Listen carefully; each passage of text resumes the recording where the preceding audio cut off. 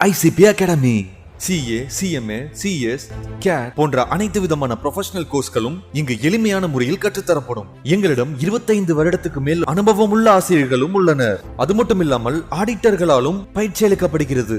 எங்களிடம் பயின்ற மாணவர்கள் மாநில அளவில் தேர்ச்சி பெற்றுள்ளனர் என்பதும் குறிப்பிடத்தக்கது. இந்த ப்ரொஃபஷனல் கோர்சஸோட கிளாஸஸ் பாத்தீங்க அப்படின்னா full time, part time, weekend classes அப்படின்னு பல விதமா இருக்கு. இதுல உங்களுக்கு எது கம்ஃபர்ட்டோ அதை சூஸ் பண்ணிக்கலாம். நீங்கள் வெளியூரை சேர்ந்த மாணவர்கள் என்றால் கவலை வேண்டாம். எங்களிடம் ஹாஸ்டல் வசதியும் உண்டு. மேலும் ஃப்ரீ டெஸ்ட் பேட்சும் நடத்தப்படுகிறது. இந்த ஃப்ரீ டெஸ்ட் பேட்சில் கலந்து கொண்ட அனைத்து மாணவர்களும் 100% தேர்ச்சி பெற்றுள்ளனர். அணுக வேண்டிய முகவரி number 973 TELC church complex, town hall bus stand, Coimbatore 641001. Contact 9894795915.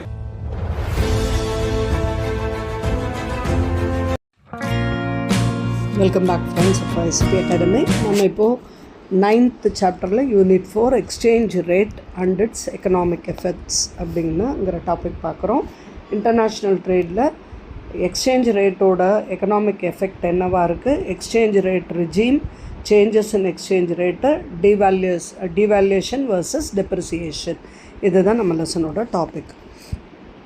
இப்போ நம்ம கரன்சி அப்படிங்கிறது ஒரு யூஎஸ்க்கு ஒரு விதமாக இருக்குது, இந்தியாவுக்கு ஒரு விதமாக இருக்குது. நம்மளோட ரூபா கரன்சி யூரோக்கு ஃபால் டவுன் ஆகுது, டாலருக்கு இதாகுது அப்படிங்கிறதெல்லாம் நம்ம கேள்விப்பட்டுகிட்டே இருக்கோம். இதில் ஜார்கான் அப்படிங்கிற வேர்டு நமக்கு புதுசாக இருக்குது. அது என்ன அப்படிங்கிறது தான், எப்படி இதெல்லாம் இந்த கரண்ட் டிரான்சாக்ஷன்ஸில் இந்த ஃபாரின் கரன்சிஸுங்கிறது என்ன, எப்படி எக்ஸ்சேஞ்ச் ரேட் போகுதுங்கிறது இந்த லெசனில் நம்ம பார்க்க போகிறோம். அப்போது ஒரு கரன்சியுடைய உள்நாட்டு கரன்சிக்குரிய டிமாண்டும் அதுக்குரிய சப்ளையும் எப்படி இருக்குது அப்படிங்கிறத நம்ம சாப்டர் 3ல் பார்த்தோம். டொமஸ்டிக் கரன்சி அப்படிங்கிறது மட்டும் நம்மளுடைய தேவையாக இல்லை. இப்போது எக்ஸாம்பிளுக்கு நம்ம ஒரு குட்ஸ் அண்ட் சர்வீசஸ் ஒரு கண்ட்ரியில் மற்ற கண்ட்ரியில் உற்பத்தி ஆனதை இந்த கண்ட்ரியில் வாங்குகிறோம். அதே மாதிரி உலகத்தில் பல்வேறு பகுதியில் இருக்கிறவங்க பல்வேறு பகுதியில் இருக்கக்கூடிய பொருளை வாங்கக்கூடியவங்களாக தான் இருக்காங்க. ஃபாரின் இன்வெஸ்டர்ஸ் நம்ம கண்ட்ரியில் இன்வெஸ்ட் பண்ணுவாங்க, கவர்மெண்ட்டும் இன்வெஸ்ட் பண்ணும். அதே மாதிரி நம்ம நாட்டில் இருக்கிறவங்களும் அங்கே இன்வெஸ்ட் பண்ணுவாங்க. அதே மாதிரி ஒரு வாங்குதலும் கடன் பெறுதலும் கடன் கொடுப்பதும் இன்டர்நேஷ்னல் லெவலில் நடந்துக்கக்கூடியதாக தான் இருக்குது. இத்தனை நடவடிக்கைக்கும் நம்ம பணம் அப்படிங்கிற ஒரு தேவையை அந்தந்த நாட்டினுடைய பணமாக மாறணுங்கிற ஒரு தேவையை நம்ம உள்ளடக்கக்கூடியதாக தான் பார்க்குறோம். இது எல்லா நடவடிக்கையிலையும் ஒரு பணம் மற்றொரு நாட்டின் பணம் முறையாக அல்லது பணமாக செலுத்தப்பட வேணும், இல்லைன்னா பெறப்பட வேண்டும்ங்கிறது நம்ம பார்க்குறோம். அப்போது ஒரு ஃபாரின் பணம் அப்படிங்கிறது எப்படி மற்ற ஒரு நாட்டினுடைய கரன்சியாக நம்ம நாட்டினுடைய பணம் மாற்றப்படுது அப்படிங்கிறது தான் ஃபாரின் எக்ஸ்சேஞ்சுங்கிறோம், எக்ஸ்சேஞ்ச் ரேட்டுங்கிறோம். அது எந்த நடவடிக்கைகளில் அந்த தேவை ஏற்படுது அப்படின்னு பார்க்கும்போது, ஒரு நாடு தன்னுடைய பொருளை விற்கவோ வாங்கவோ செய்யும்போது அந்த பொருளுடைய விலை அந்த வாங்கக்கூடிய நாடோ விற்கக்கூடிய நாட்டோடைய பண அளவில் மதிப்பிடும் பொழுது அந்த எக்ஸ்சேஞ்ச் ரேட்டுங்கிறது தேவைப்படுது. அதே மாதிரி ஒரு நாட்டுக்கு மற்றொரு நாட்டுக்கு பணம் கொடுக்கப்படும் போதோ அல்லது அங்கேருந்து பணம் பெறப்படும் போதோ, கடனாக பெறப்படும் போதோ கடனாக கொடுக்கப்படும் போதோ அங்கேயும் அந்த ஃபாரின் கரன்சிங்கிறது டாமினேட் ஆகுது, அதை வாங்குகிற நாட்டினுடைய பண மதிப்பில் மாறும்போது. மூணாவது ஃபாரின் எக்ஸ்சேஞ்ச் கான்ட்ராக்ட் அப்படிங்கிறது செயல்படுத்த முடியாமல் போகும்போது அதுக்குரிய ஒரு நபராக அந்த கான்ட்ராக்டில் இருக்கும்போது. நான்காவது ஒரு சொற்றை நம்ம விற்கும்போதோ வாங்கும்போதோ அல்லது கடனை அடைக்கும் பொழுதோ அந்த மற்றொரு நாட்டுக்கு இது செயல்படும் போதோ அந்த நாட்டின் பணமாக மாற்றப்படும் போது எக்ஸ்சேஞ்ச் ரேட் அப்படிங்கிறது நடக்குதுன்னு பார்க்குறோம். எக்ஸ்சேஞ்ச் ரேட் அப்படிங்கிறது எப்படி டிட்டர்மைன் ஆகுது, எப்படி நிர்ணயிக்கப்படுது அப்படின்னா, ஒரு பணத்தினுடைய தேவையும் அதுக்குரிய ஒரு சப்ளையும் எப்படி ஏற்படுதுங்கிறத பொறுத்து தான் அது நிர்ணயிக்கப்படுது. 2 நாட்டினுடைய அரசாங்கமும் அதை இன்ஃப்ளூயன்ஸ் பண்ணக்கூடியதாக இருக்குது வெவ்வேறு வழியில். அப்போது அந்த கவர்மெண்ட் இன்வால்மெண்ட்டுங்கிறது அந்த கரன்சி மார்க்கெட்டில் எப்படி அந்த அரசாங்கம் இன்வால்வ் ஆகுதுங்கிறத பொறுத்து ஒரு நாட்டினுடைய பணம் மற்றொரு நாட்டின் பணமாக பரிமாறப்படும் போது அதுக்குரிய எக்ஸ்சேஞ்ச் ரேட் மாறுபடுது. இந்த பாடத்தில் நம்ம அதெல்லாம் தான் பார்க்குறோம். அப்போ 3 ப்ராட் கேட்டகரி நமக்கு இருக்குது எக்ஸ்சேஞ்ச் ரேட் சிஸ்டமில். எக்ஸ்சேஞ்ச் ரேட்ஸ் அப்படிங்கிறது முதல் முறையாக பார்க்கும்போது பியூராக ப்ரைவேட் மார்க்கெட் செக்மெண்ட்டு தான் அதை தீர்மானிக்குது. அதில் கவர்மெண்ட்டோட இன்வால்மெண்ட்டும் எதுவுமே இல்லை. வேல்யூஸ் மாறிக்கிட்டே இருக்கும் கான்ஸ்டண்ட்டாக. இது ஒரு முறை. மற்றொரு முறையில் கரன்சியுடைய மதிப்பு மாறுதலுக்கு உட்பட்டதாக இருக்கும். ஆனால் அந்த மாற்றத்திற்கு அரசாங்கம் வழிவகுக்கக்கூடியதாக இருக்கும். அரசாங்கம் உள்ளே நுழைஞ்சு அந்த மாற்றத்துக்கு முடிவெடுக்கும். மூன்றாவது, அரசாங்கமே ஒரு மதிப்பை நிர்ணயிக்க சொல்லி அந்த கரன்சிக்கு ஒரு ரெகுலேட்டரி பாலிசி வழியாகவோ அல்லது அந்த சந்தையில் அது உள்ளே உள்ளே நுழைந்து அதுக்குரிய மதிப்பை அந்த பணத்துக்கு ஏற்படுத்தும் போதோ நடக்கக்கூடியதாக இருக்கும். இப்படி 3 முறையில் நடக்கலாம். அப்போது ஒரு எக்ஸ்சேஞ்ச் ரேட் ரெஜிம் அப்படிங்கிறது ஒரு நாடு எப்படி தன்னுடைய பணத்தை மேனேஜ் பண்ணுது, மற்ற பணமாக மாற்றப்படும் போது அதுக்கு என்ன வழிவகை வகுக்குதுங்கிறத பொறுத்து ஏற்படக்கூடியதாக இருக்குது. அப்போது ஃபாரின் கரன்சியாக நம்ம நாட்டினுடைய பணம் மாறுதுங்கும்போது என்ன மெத்தடை யூஸ் பண்ணுறாங்க அப்படிங்கிறத பார்க்கணும். அப்போ இதில் 2 விதமான எக்ஸ்சேஞ்ச் மெத்தட் இருக்குது. ஒன்று ஃப்ளோட்டிங் எக்ஸ்சேஞ்ச் மெத்தடுன்னு சொல்கிறோம், அல்லது ஃப்ளெக்சிபிள் எக்ஸ்சேஞ்ச் ரேட்டுன்னு சொல்கிறோம்.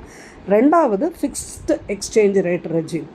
ஒன்று ஃப்ளோட்டிங் எக்ஸ்சேஞ்ச் ரேட் ரெஜிம், அதை ஃப்ளெக்சிபிள் எக்ஸ்சேஞ்ச் ரேட்டுன்னு சொல்கிறோம். இது ஒரே மெத்தடுக்கு 2 பேர். இரண்டாவது பேர் fixed exchange rate regime. Free floating exchange ரேட்டில் கவர்மெண்ட்டும் சென்ட்ரல் பேங்க்கும் இந்த ஃபாரின் எக்ஸ்சேஞ்ச் மார்க்கெட்டுக்குள்ளே நுழையிறது கிடையாது. அவங்க பார்ட்டிசிபேட் பண்ணுறதில்ல. கவர்மெண்ட்டுக்கும் சென்ட்ரல் பேங்க்குக்கும் இருக்கிற ஒரு ரிலேஷன்ஷிப் ஒரு பக்கம் இருந்தாலும் கரன்சி மார்க்கெட் அப்படிங்கிறது மற்றொரு பக்கம் இருந்து டிப்பிக்கலாக அந்த ஸ்டாக் மார்க்கெட்டும் அந்த பணப்புழக்கத்தை ஏற்படுத்தக்கூடிய அந்த இன்ஸ்டிடியூஷன்ஸும் அதனுடைய ரேட் சிஸ்டத்தை பாதிக்கிறது மட்டுமே இருக்குது. கவர்மெண்ட் இதில் என்டர் பண்ணுறதில்ல. கவர்மெண்ட் எங்கே போகும்னு சொன்னால் இந்த ஸ்டாக் மார்க்கெட்டில் எந்த ஃப்ராடும் ஏற்படாமல் ஸ்டாக் வேல்யூஸ் கரெக்டாக மார்க்கெட்டில் நிர்ணயிக்கப்படுதுங்கிறத மட்டும் நிர்ணயிக்கிற அளவில் பார்த்துக்கும். இந்த ஃப்ரீ ஃப்ளோட்டிங் அப்படிங்கிறது ஒரு தன்னைத்தானே ரெகுலேட் பண்ணிக்கிற ஒரு நன்மை அதில் இருக்குது. இதில் கவர்மெண்ட் இன்டர்வென்ஷன் தேவைப்படலை. எக்ஸ்சேஞ்ச் ரேட்டுங்கிறது மார்க்கெட்டை பொறுத்து அமையக்கூடியதாக இருக்குது. சந்தையில் என்ன விலையோ அதை பொறுத்து அமையக்கூடியதாக இருக்குது.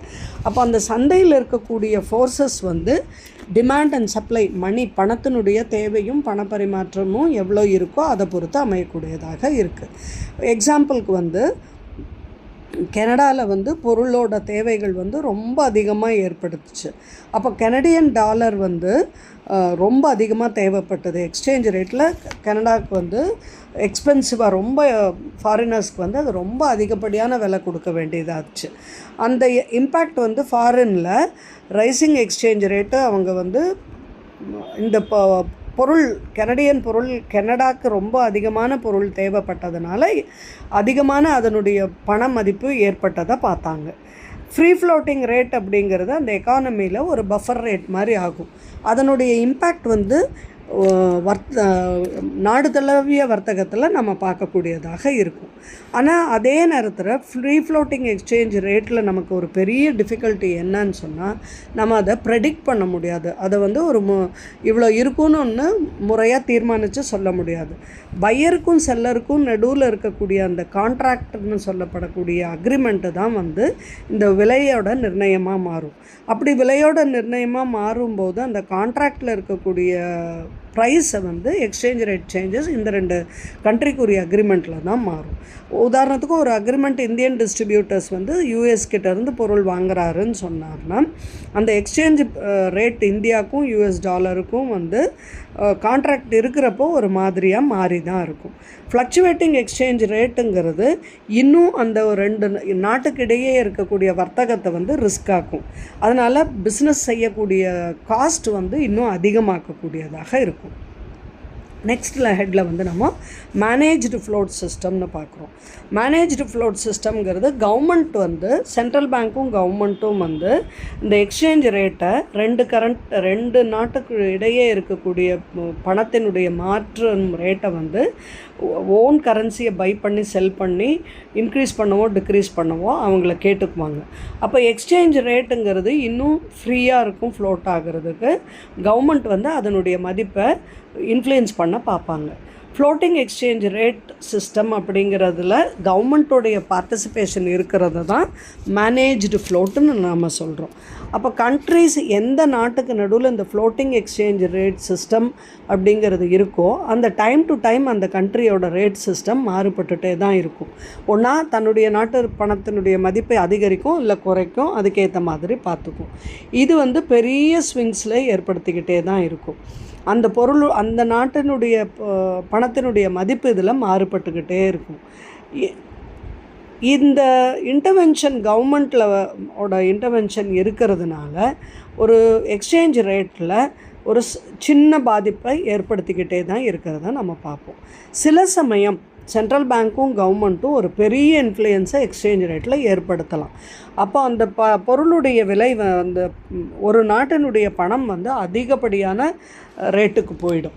இந்த கவர்மெண்ட்டோ அல்லது அந்த சென்ட்ரல் பேங்க்கோ என்ன பண்ணும், இன்னும் அதிகப்படியான ரேட்டு போகாமல் இருக்கிறதுக்கு எக்ஸ்போர்ட்டை குறைக்க பார்க்கும். அப்போ ஒரு அனௌன்ஸ்மெண்ட் கொடுப்பாங்க, எக்ஸ்சேஞ்ச் ரேட் வந்து இதுக்கு மேலே போனால் இதை நாம் வந்து ஏற்றுக்கொள்ள மாட்டோம் அப்படிங்கிற மாதிரி ஒரு அனௌன்ஸ்மெண்ட் கொடுப்பாங்க.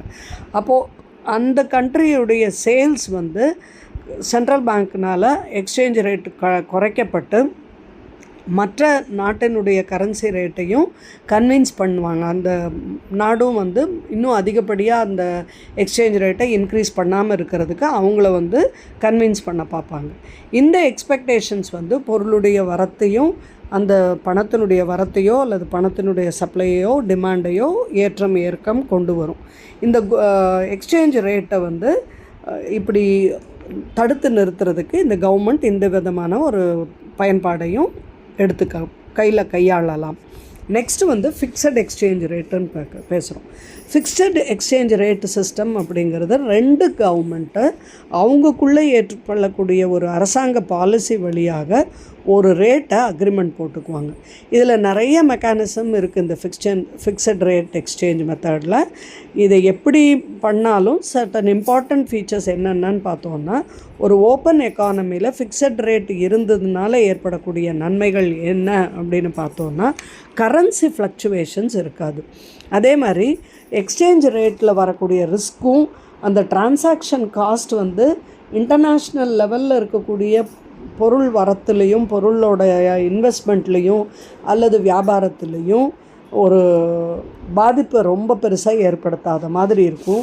ரிஸ்க்கு கொஞ்சமாக இருக்கும், ப்ராஃபிட் அதிகமாக டிஸ்டர்ப் ஆகாது.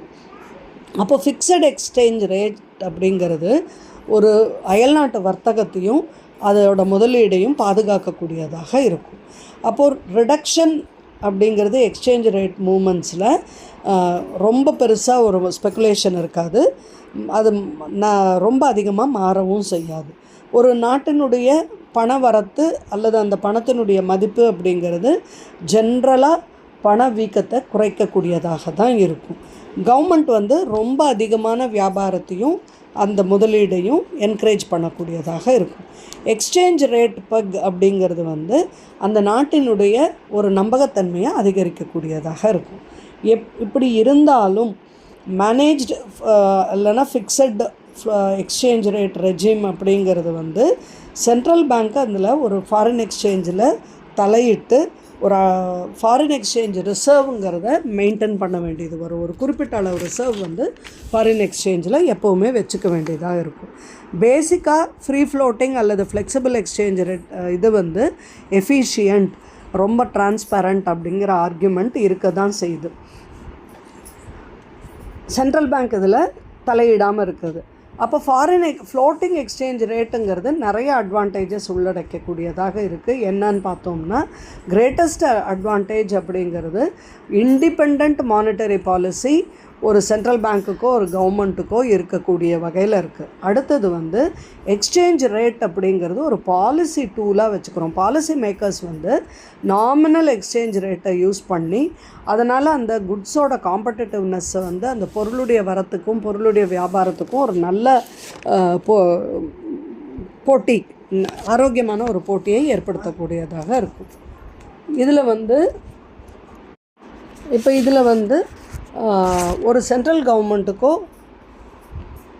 அந்த சென்ட்ரல் பேங்க்குக்கோ ஒரு கவர்மெண்ட்டுக்கோ ஃபாரின் எக்ஸ்சேஞ்ச் இதில் இவங்க இன்வால்வ் ஆகாததுனால அந்த சென்ட்ரல் பேங்க்குக்கு ரொம்ப பெரிய அளவில் அயல்நாட்டு பணத்தை வந்து இவங்கள்ட வச்சுருக்க வேண்டிய ரிசர்வாக வச்சுருக்க வேண்டிய அவசியம் ஏற்படுறதில்லை. ஆனாலும் ஃப்ளெக்சிபிள் எக்ஸ்சேஞ்ச் ரேட்டில் பெரிய டிஸ்அட்வான்டேஜ் என்னன்னு கேட்டிங்கன்னா அன்சர்டனிட்டி, ஒரு உறுதியற்ற தன்மை இருக்க தான் செய்யும். இன்டர்நேஷ்னல் டிரான்சாக்ஷனில் வரும்போது எப்போவுமே அதில் ஒரு ரிஸ்க் இருக்கும். பார்டர்ஸ் கிராஸ் பண்ணும்போது நம்முடைய நாட்டோட பணத்தினுடைய மதிப்புங்கிறது எப்படி மாறுங்கிறதுல ஒரு பெரிய ரிஸ்க் இருந்துகிட்டே தான் இருக்கும். ஃபிக்ஸட் ரேட் அப்படின்னு சொன்னால் அதில் வந்து நம்ம பணத்துக்கு ஒரு தீர்மானமான ஒரு முறை இருக்கும், ஒரு நம்பகத்தன்மையான ஒரு விலை இருக்கும். அதனால் அதில் ஒரு மாற்றத்துக்கு ஃப்ளெக்சிபிலிட்டிக்கு ரொம்ப பெருசாக சான்ஸ் இல்லை. அதே நேரத்தில் ஃப்ளோட்டிங் ரேட்டில் வந்து ஃப்ளெக்சிபிலிட்டி இருக்கும், ஆனால் நிலையற்ற தன்மை இருக்காது.